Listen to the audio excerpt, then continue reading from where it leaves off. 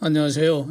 지난 7월 3일부터 같이 살고 있는 보리 이야기를 해보려고 합니다. 토이 푸들입니다.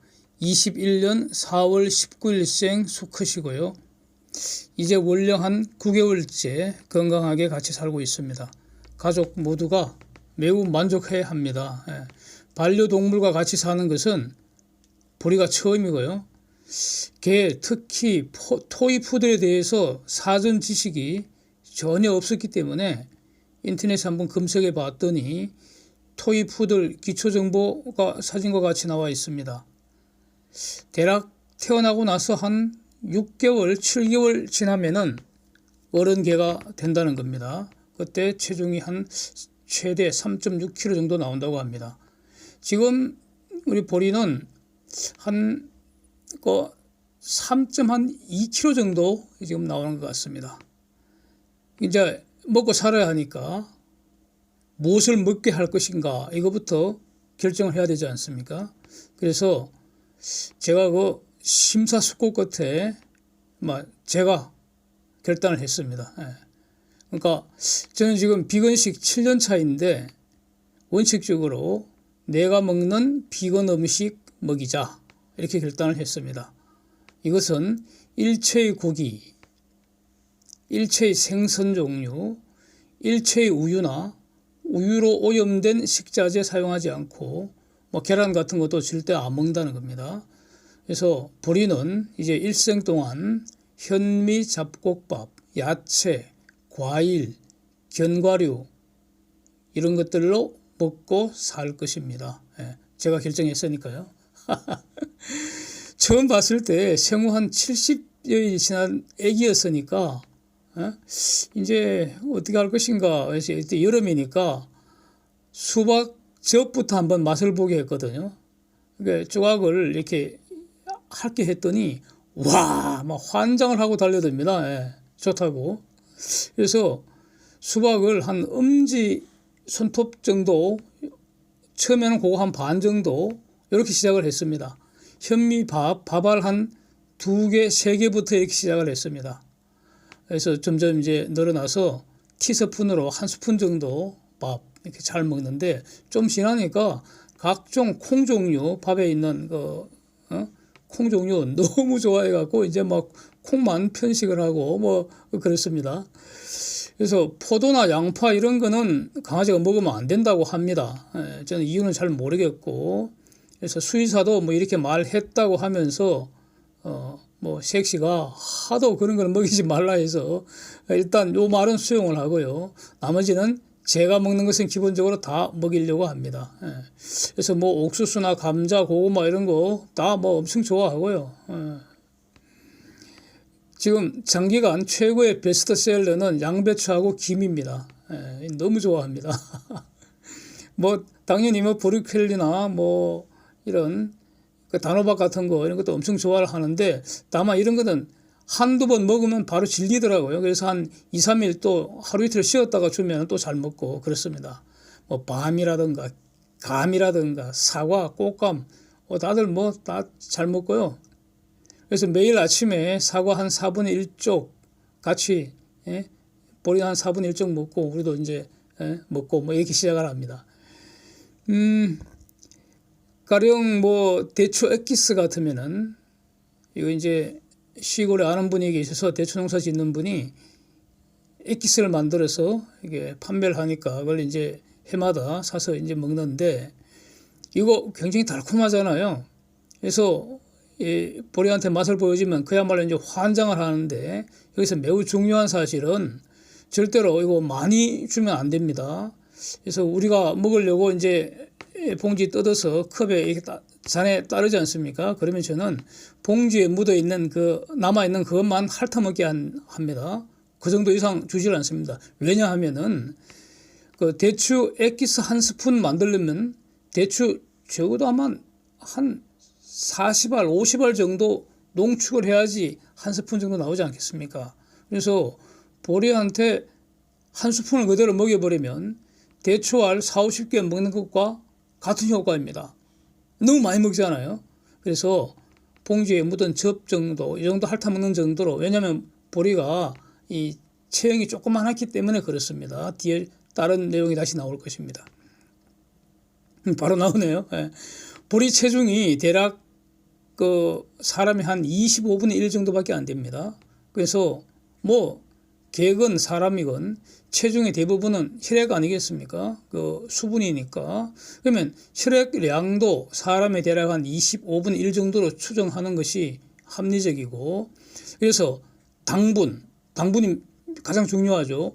당이 혈액에 녹아 있는 거, 그게 바로 혈당 아닙니까? 혈당이 갑자기 높아지면 큰일 나죠. 염분도 마찬가지고요. 그래서 당과 그 염분의 혈액 농도를 추정할 때도 사람이 하루 한 번 먹는 양의 대략 한 25분의 1 넘으면은 안 될 거 아니겠습니까? 그렇죠? 예? 그래서 가령 사람이 이 먹는 알사탕 한 개를 보리가 그대로 먹는다면은 혈액 속에서의 그 효과라는 거는 사람이 알사탕 25개 한 방에 먹는 것과 유사한 효과가 나는 거 아니겠습니까? 뭐 그래서 사람에게 맞추어서 간이 된 거 절대로 그대로 주면 안 될 것 같고, 또 당이 가미되어 있는 그런 인공 간식, 예?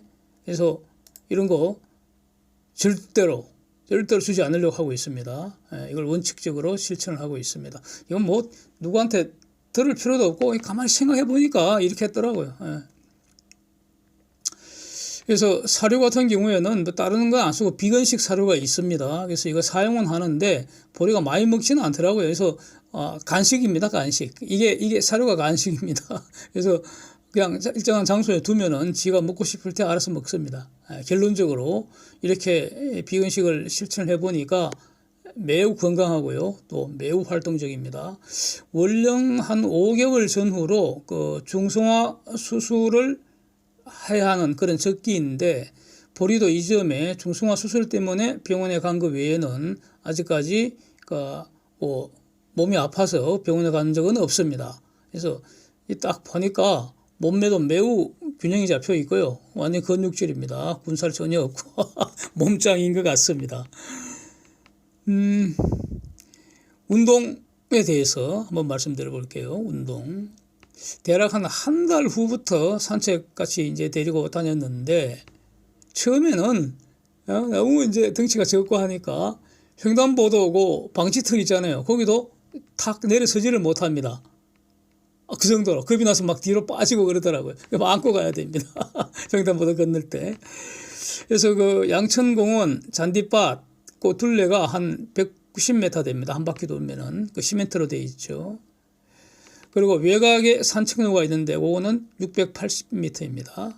이것은 제가 그 등산 앱으로 다 측정한 겁니다. 다니면서 실측한 것입니다. 그래서 처음으로 양천공원 그 잔디밭 둘레 우리 이거 섹시 따라서 보리가 뛰고 제가 뒤에서 촬영하고 그랬는데 한 2바퀴 뛰더라고요. 8월 15일경에. 이게 이 정도 능력이 있구나. 잘 뛰더라고요. 그래갖고 이제 자주 가서 같이 뛰었죠. 저랑 같이 뛰어서 계속 이제 거리를 늘려갔는데, 외곽 산책로 뭐 한 서너 바퀴 뛰다가 뭐 6바퀴 이렇게 달렸습니다. 그렇게 되면 누적적으로 한 4km, 어떨 때는 5km까지 뛰더라고요. 그래서 한 10월쯤 되니까 양천공원이 너무 좁아갖고 뭐 더 이상 재미가 없어. 개남공원이라고 이제 옮겼습니다. 노는 장소를. 근데 여기는 그 신정산도 있고 능골산도 있고 그냥 평지가 아닙니다. 그래도 이름이 산입니다. 산. 예? 그리고 산길입니다. 물론 뭐 곳곳에 나무데크 포장길 다 되어 있고요. 그 뭐 산책길도 이렇게 잘 정비가 되어 있고 뭐 동네 디자인이니까, 나지막한 디자인이니까 그래도 산길이 그대로 살아 있습니다. 분명한 거는. 그리고 곳곳에 그 나무계단이 있는데 나무계단도 보리한테는 굉장히 높아 보이더라고요. 뭐 비 오면 막 파이고 그러니까 상당히 높습니다. 보리가 못 갈 줄 알았는데 웬걸 그냥 처음 갔는데 얘가 계단을 왜 이렇게 잘 뛰어 올라가는지 우리 집 사람이 가장 먼저 녹다운 됐습니다. 완전히 손대로 도저히 못 따라간다고. 그래서 이제 3시 오면은 뭐 살랑살랑 살방한다 그러죠. 그냥 걸어 다니며 놀고, 둘이 오면은 막 밑에 시작할 때부터 끝까지 뛰어 올라갑니다. 예. 그런데 야, 이 녀석이 얼마나 잘 뛰는지 시작할 때부터 끝까지 제 오른발 딱 옆에 붙어갖고 보조 딱 맞춰서 확실하게 같이 뜁니다. 예. 그래서 제가 구령을 붙여줍니다. 예. 하나 둘 하고 잘 뜁니다. 탐복스럽습니다. 그리고 매우 만족스럽습니다. 예. 완전히 그 동반자입니다. 그래서 이 계남공은 이게 뭐 적지 않은 그런 곳이고요. 산이 두 개 이렇게 그래도 뭉쳐 있고 중간에 도로 지나는 거 이게 이제 그 연결 도로도 있고 뭐 그렇게 돼 있죠. 그래서 오르락 내리락 이렇게 하면은 거리가 다 돌면은 한 10에서 12km 정도 나옵니다. 만약 이거 왕복하면은 20km도 나올 수 있는 거죠. 뭐, 그러니까 하여튼, 그 왕복 없이 오르락 내리락만 해도 한 10에서 12km 정도 이렇게 나옵니다. 집까지 왕복 거리가 2.2km 추가됩니다. 이 정도 운동을 거뜬하게 소화를 해냅니다.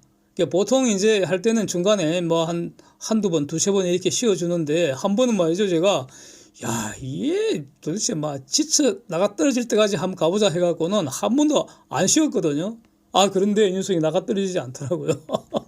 끝까지 따라옵니다. 예. 그래서 너무 기특해서 오는 길에 꼭 안고 왔습니다. 예. 그랬습니다. 예, 결론적으로 그러니까 비건식으로 키우기 시작한 거 매우 잘한 결정 아닌가 해서 앞으로 또 계속 이렇게 일생 동안 비건식 먹는 게 최고의 건강 아니겠는가, 그리고 운동하는 게 최고 아니겠는가, 이런 그 결론을 확인을 한 것 같습니다. 그래서 저도 그렇고 우리 보리도 그렇고 비건식에 대한 그 살아있는 정인 또 증거 아닌가, 뭐 이렇게 생각을 합니다. 보통 그 보니까 뭐 토이푸들 수명이 뭐 한 15년 정도 된다고 하더라고요. 너무 짧죠. 그래서 이렇게 비건식 하면서 운동 계속 하면은 수명이 과연 자연 수명이 과연 얼마나 늘지 매우 궁금합니다. 그래서 여기서 잠시 그 비건식 이론적인 근거를 간단하게 한번 정리를 해보겠습니다. 작년에도 제가 그 몇 번 영상을 올렸습니다. 그래서 간단합니다. 생명활동의 에너지원 포도당입니다. 모든 생명체가 그렇습니다. 동물, 식물. 그런데 식물만이 이 포도당을 만들 수 있고요. 그래서 식물은 자신이 만든 포도당을 생명 유지를 위한 에너지원으로 제일 먼저 사용하고요. 남은 포도당으로 자신의 단백질과 자신의 지방을 직접 만들어서 성장을 합니다. 여기서 모든 단백질, 그러니까 모든 아미노산, 모든 지방산 다 만들어낸다고 봐야죠, 식물은. 안 그러면 식물을 음식으로 먹을 수는 없으니까. 이 과정에서 나트륨, 칼슘, 아연, 철 등등 필요한 모든 무기질 흡수해서 식물체 내에 사용하고 남는 거 저장합니다. 필요한 비타민 종류도 다 만들어내죠. 식물은 자연에 처음부터 존재해 오던 원소들, 이 원소들은 하나님께서 창조하신 것입니다. 저절로 생긴 것은 아니죠. 이것을 이용해서 필요한 모든 것 스스로 만들어 사용하고 저장하는 것, 이게 식물입니다.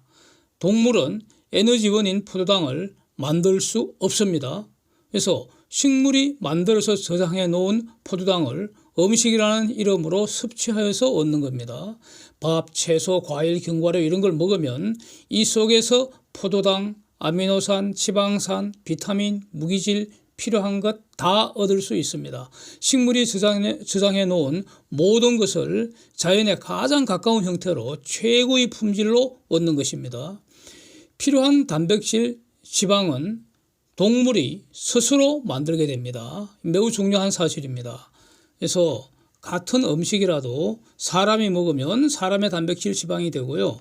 개가 먹으면 개의 단백질 지방을 만들게 되는 것입니다. 그래서 단백질과 지방은 음식으로 섭취하는 것이 아니고 필요할 때 필요한 만큼 각자가 만들어서 사용하는 것입니다.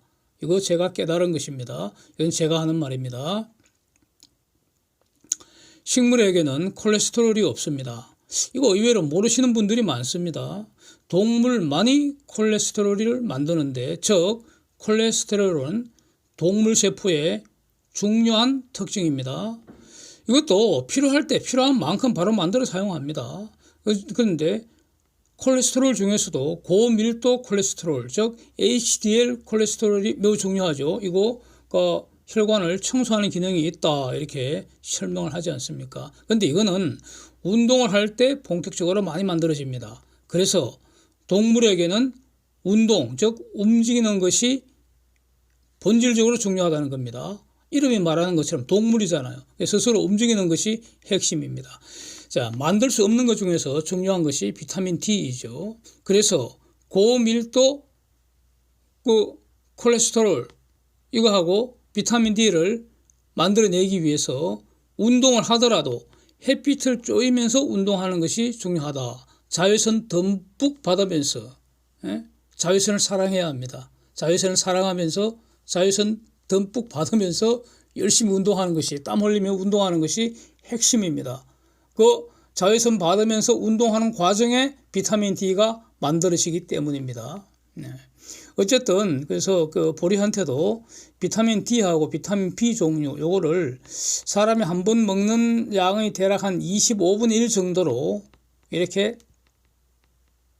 아주 소량을 한 달에 한 번 내지 두 번씩 먹이려고 지금 시작을 했습니다. 자, 오늘은 여기까지 이렇게 하고요. 다음에는 제가 관찰한 이 보리의 습성 매우 중요하고 재미있는 게 굉장히 많습니다.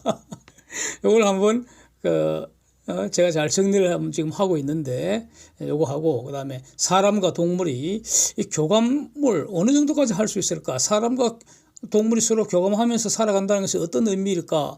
이런 거 제가 깨달은 바 한번 나누어 보겠습니다. 감사합니다.